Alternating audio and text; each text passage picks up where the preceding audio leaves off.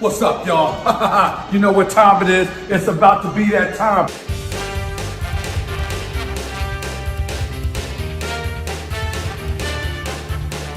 Damn, son, where'd you find this?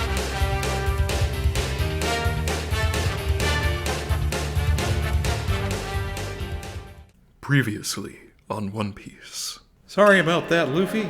But if we're gonna make it to the final island, I've gotta turn up the heat. Yeah, I'm gonna be the king of hell! I'll tell you what.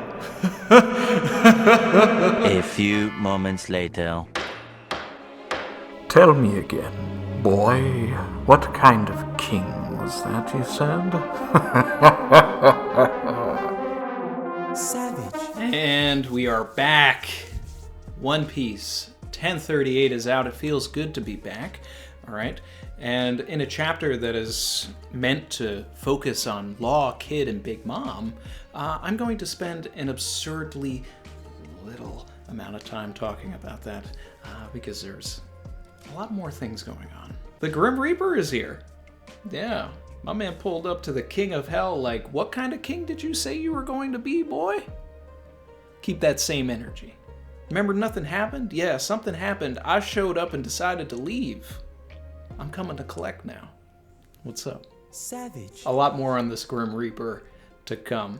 All right, let's get into it.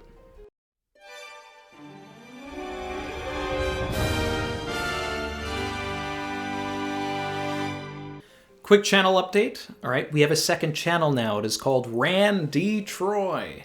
All right. Yes, I've been a secret D this whole time. VODs for the streams will be going there from now on. All right, we'll still stream on this channel, but once the stream is done, I'll be uploading the VOD to the second channel. So if you love listening to the streams, if you can't make the streams and you like the VODs, make sure that you're subbed and you have the bell and all that stuff for the second channel, because since it's still growing, it might get lost in the algorithm to begin with. And link for that will be below. All right. So for everybody that was asking, hey, where'd the stream go? What happened to the stream? Did you stream this weekend? Yes, we did stream on Friday. The VOD is is in the description. We've got the boy Izo back, and he already knows the assignment. And boom! Pops told me to protect the Straw Hat crew. If you want to go after them, you're gonna have to go through me. All right. My guy Dripper Scarfino over here, he ate the off-screen no me. So we'll see what happens to Izo. Is Marco going to show up and turn this into a 2v2? Who knows? My big thought still with Marco is that he's going to go after Kazenbo.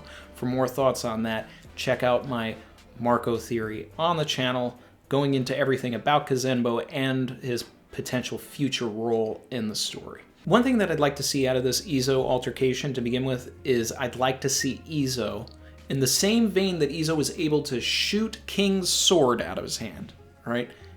Disarm a first Yonko commander. I want to see Izo shoot the mask off of one of these two guys. I think that it's well within Izo's power to do it, and it would give Izo a moment that actually matters in the story. Izo's had some great feats. They're a great character. Loved when they showed up and saved God, Usopp, right? Knew who he was. Like, that was awesome, okay? But from a story perspective, what is Izo's purpose? What is Izo going to provide Wano with, or provide us with, that we wouldn't have gotten unless Izo was here, right? So if Izo is able to tell us who one or more of these guys are, then that suddenly gives Izo a purpose. And that would be Izo's greatest contribution to this whole thing. Okay, now to get into the best part of this chapter, the most important scene in this chapter, in my opinion, and that is Zoro versus the Grim Reaper. Which, in my opinion, I believe that Oda is trying to bring the apparition, the Grim Reaper, into the story, which may seem kind of wacky, but when you take into consideration that the Fire Festival is all about spirits and talking to the dead, communicating with, loved ones that have passed, honoring the dead. And then here you also have a guy that's been cheating death the entire series, Mihawk, Mr. One, in Arlong Park, literally saying the Grim Reaper himself couldn't take his life away. Well, Grim Reaper's here. He's here to collect. That's all I needed for him to do that, and it became personal with me. So why would the Grim Reaper be here? right? So you take into consideration everything that Chopper has talked about with the Mink Senzu Bean, right? This miracle drug that would heal you temporarily, but then give you double the damage afterwards, right? Which is a sort of a parallel to Thriller Bark with Zoro absorbing Luffy's pain, right? If you're on the brink of death and you multiply that, then wouldn't you die? Now let's talk about all the possible scenarios that this brings, where this can go, and to help me out with all of this, I'm going to break out the tinfoil hat, because some of this stuff is going to get pretty wacky, guys. Okay, what if during nothing happened, something happened? And Zoro had some sort of a interaction with the Grim Reaper, and there was some sort of an exchange. And now he's here to have another exchange, right? So this could be the flashback that we've been waiting for to learn what exactly happened. Could this be Oda using the Grim Reaper, using apparitions, using the Fire Festival at large, all of the mythology at play here to open a window to the other side, to the spirit world, and allow Zoro to have a conversation with Kuina, right? And reaffirm his desires to become the world's greatest swordsman through her, right? Could this lead to Zoro getting a Black Blade? Now, I'm of the belief that the Wado especially will not become a Black Blade until he's defeated Mihawk, because the goal and the will of that sword is to become the world's greatest swordsman. And until he can say that he is, I don't know if that sword will turn black, but anything is possible. Could this be Enma's spirit, right? Because we already know that the etymology behind Enma is related to the underworld. And there is this sort of vibe that swords have a deeper meaning, that they have some sort of control, that they have their own thoughts. You know, you have to tame a sword, right? So here's Enma's spirit, you know, the spirit of the sword of the underworld coming out. It looks like the Grim Reaper, and it's having a conversation with its owner. Could Zoro just be tripping balls? Probably. He took a experimental drug from an island of talking animals. We way too high, we burning up. Shouting me and you way too far, yeah, we burning up. You in the phantom front seat, see the star. But it's also interesting that we have a Grim Reaper here because 100 chapters ago, Zoro was talking about Killer and referred to him as a Grim Reaper kind of guy. There's a lot of emphasis on the Grim Reaper, you know, with Zoro to begin with. A lot of people think that this is Brook, and that Zoro's tripping and he's just seeing Brook and it's going to be a gag. Now, while that's fully in Oda's wheelhouse, the geography doesn't make sense because Brook and Robin were in a different part of the castle running away from Kazenbo. It would take a lot for them to have already gotten to where Zoro is. It's further below, it's outside of the castle. Yeah, there's a lot to get to there. Does it look like Brook? Sure, but all skeletons look like Brook. Was that racist?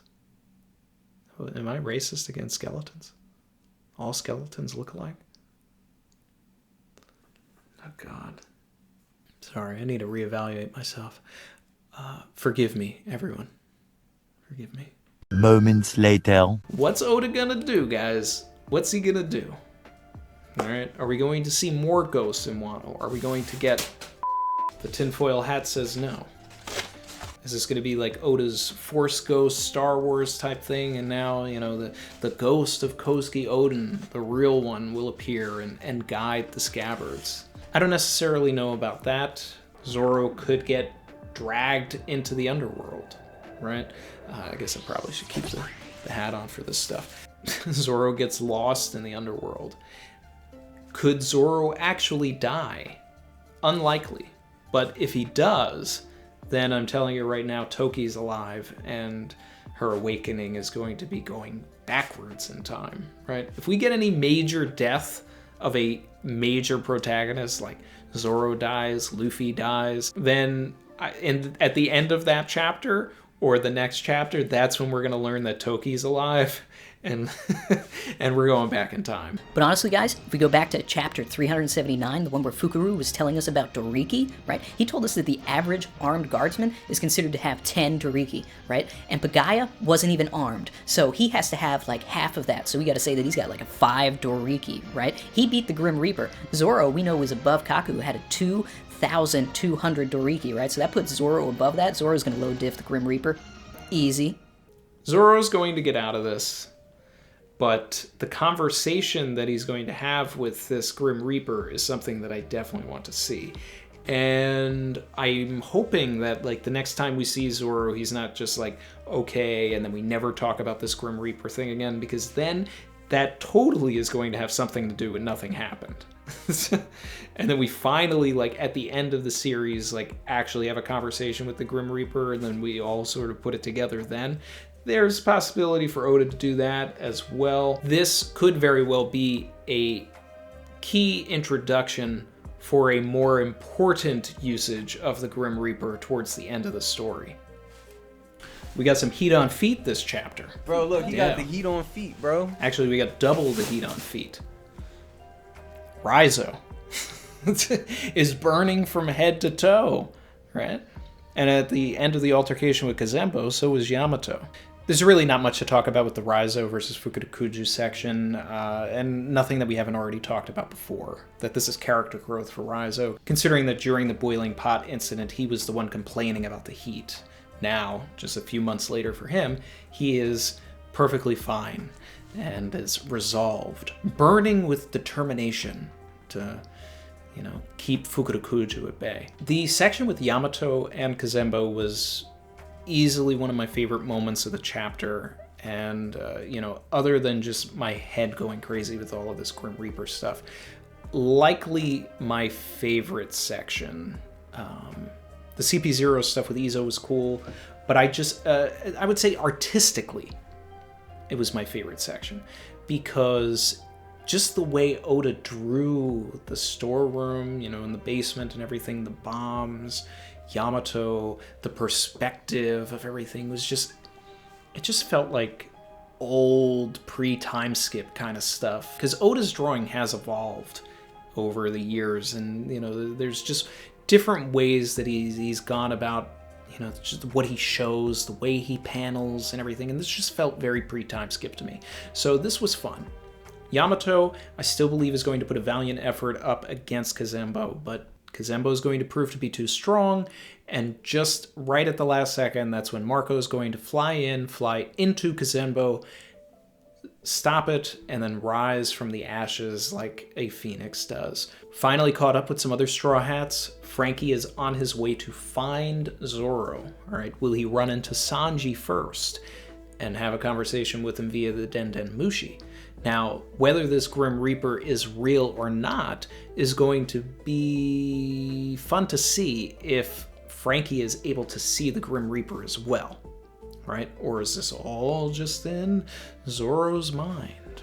Finally see Fireman Jinbe. Another one. Which is something I've been saying we're going to get, and here's Jinbe doing one of the most fireman things he could possibly do.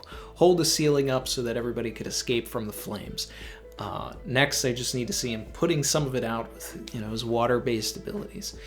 The only thing that we were really missing here from a geography standpoint is we still need to know what's going on with Nami and Tama, and we need a big, huge update with Robin and Brooke. Where are they? What are they doing? Where is the story going to take them?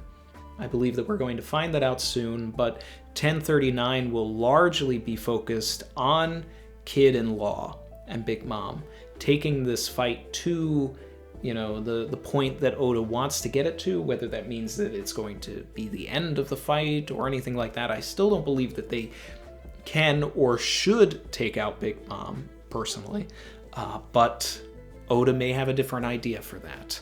I am still superbly unimpressed with with Kid, but you know, we can do an analysis on that in a different video. Hidden Island was in the stream and brought up an interesting thought. What if Law's awakening allows him to alter the dimensional size of objects within his room, right? Because my big thing was, how did he make his sword grow? right? It's not like he fed his sword the Gomu Gomu no Mi or whatever, but I mean, he literally power pole extended his sword into Big Mom. It's like he's turning his sword into a astro projection of some kind. He's putting it in a different plane. It's its own dimension, you know, like air door and all that stuff.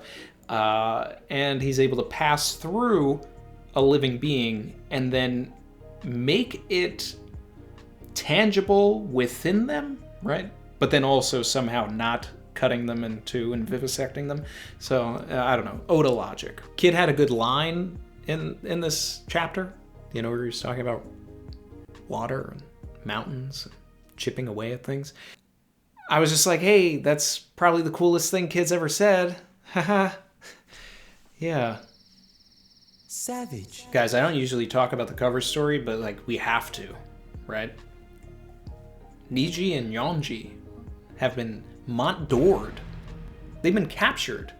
They've been booked, libraried, nailed to a page. We get a little piece of oven in the corner. We get a piece of pudding in the other corner.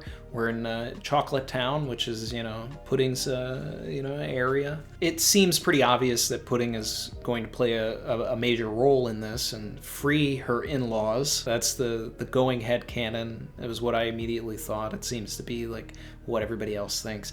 And sometimes the most obvious answer is the answer, right? So Pudding will help Niji and Yonji out, and we'll move on from there. Now, Mont-d'Or is within the vicinity of Wano, right? We see Mont-d'Or actually on the Big Mama Chanter when Big Mom pulls up to Wano.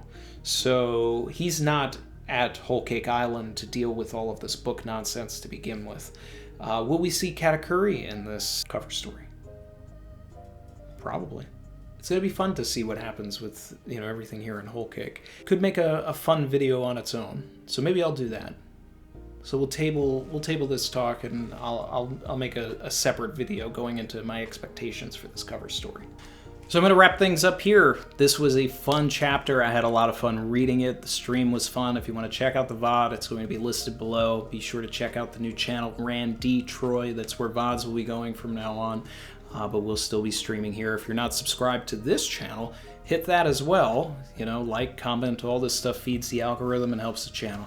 I want to thank the new members, okay?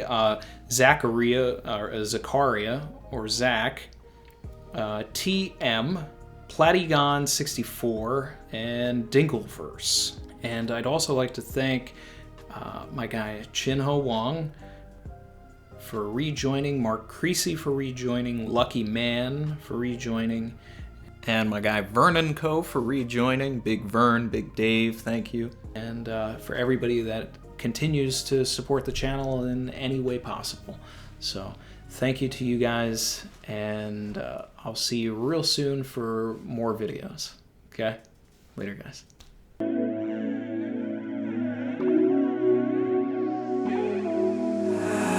I've been swimming deep, deep. Savage.